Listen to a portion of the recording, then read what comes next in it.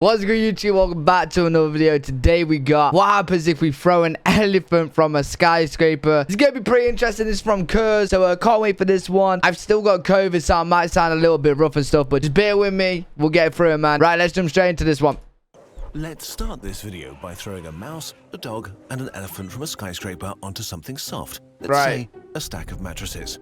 Aye. The mouse lands and is stunned for a moment before it shakes itself off and walks away pretty annoyed because that's a very rude thing to do. Wait. This will happen? Like, wait, if we... Oh, shit, I can't laugh. Fuck, I'm still ill. But, like, if you throw a mouse off a fucking skyscraper, bro, it's going to land on mattress and just walk off. Wait, there's no way that the dog's dead, right? The dog breaks all of its bones and dies in an unspectacular way. Okay. And the elephant explodes into a red puddle of bones and insides and has no chance to be annoyed. Why does the mouse survive, but the elephant and dog don't? The answer is size. Size is the most underappreciated regulator of living things. Size determines everything about our biology. A mouse would really survive? How we experience the world, how we live and die.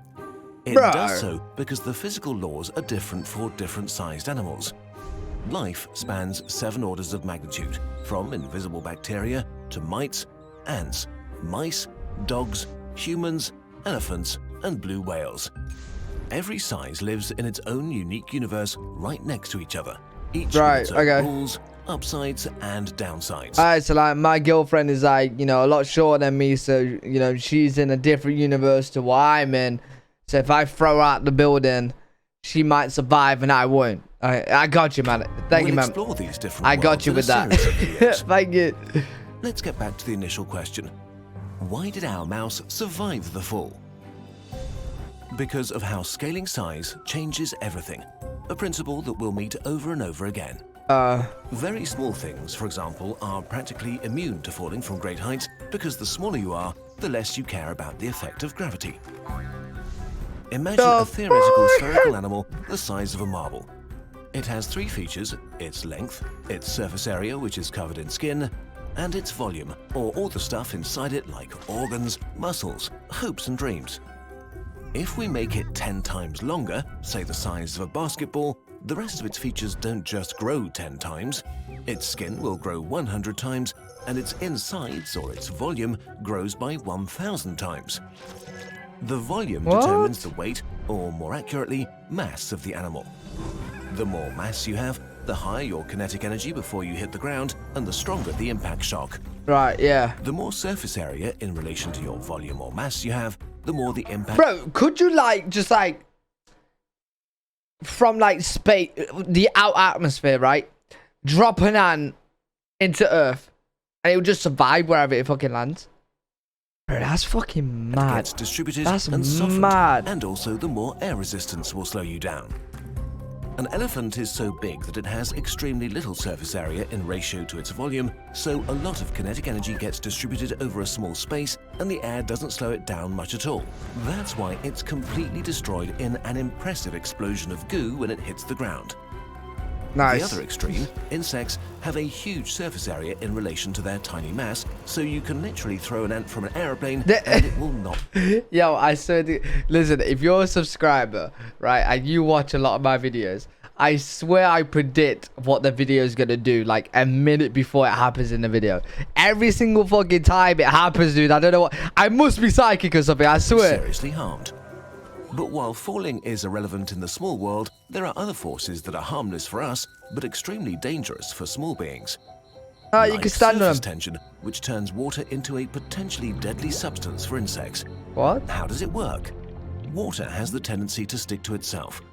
Its molecules are attracted to each other through a force called cohesion, which creates a tension. Oh, we're going way off topic here. What the fuck?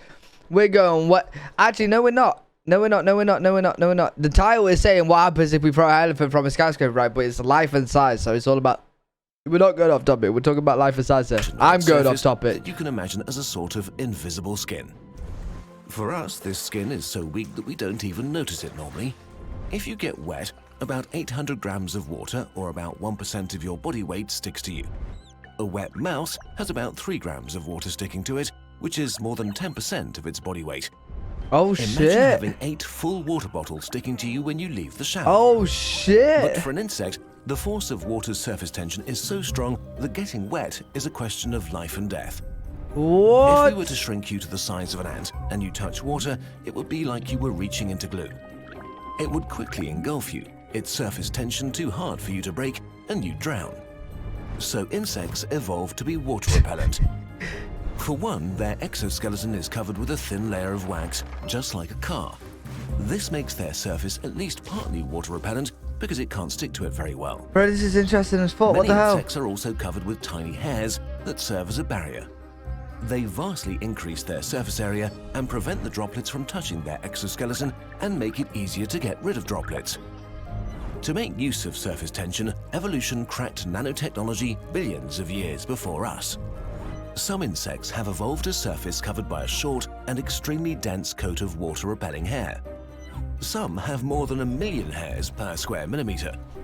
When the insect dives underwater, air stays inside their fur and forms a coat of air.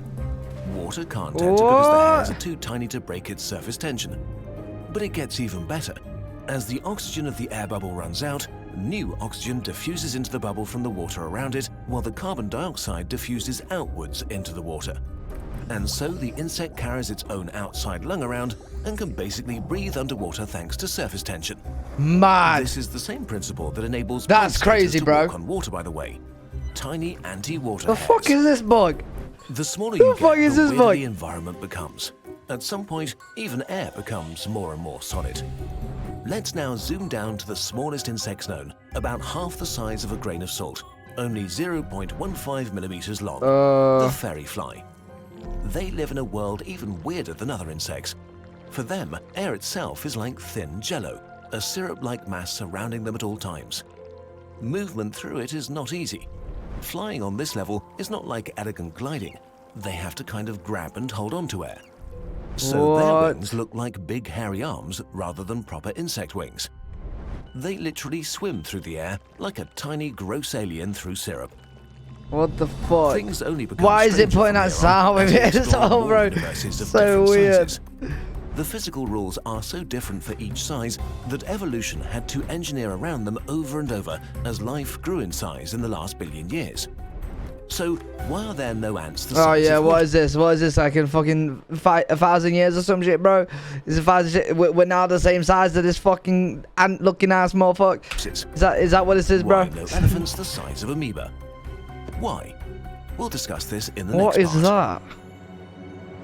We have a monthly newsletter. Oh, that was really good to be Sign fair. up if you You guys, one of you guys did recommend this video in the comments of a previous video, so I really appreciate that. If you're watching this, thank you so much for recommending this video. I'm definitely going to be checking out the next one. I'm pretty sure there's 2 more of these. There's Life is Size 2 and Life is Size 3. So I definitely will be checking them out. They'll be on the channel very soon. And if you guys do want to help out with supporting the channel, make sure you do leave a thumbs up and make sure you guys subscribe. We're getting super close to YouTube partnership. So anyone that subscribes to the channel will really mean a lot. And I'll see you guys in the next video.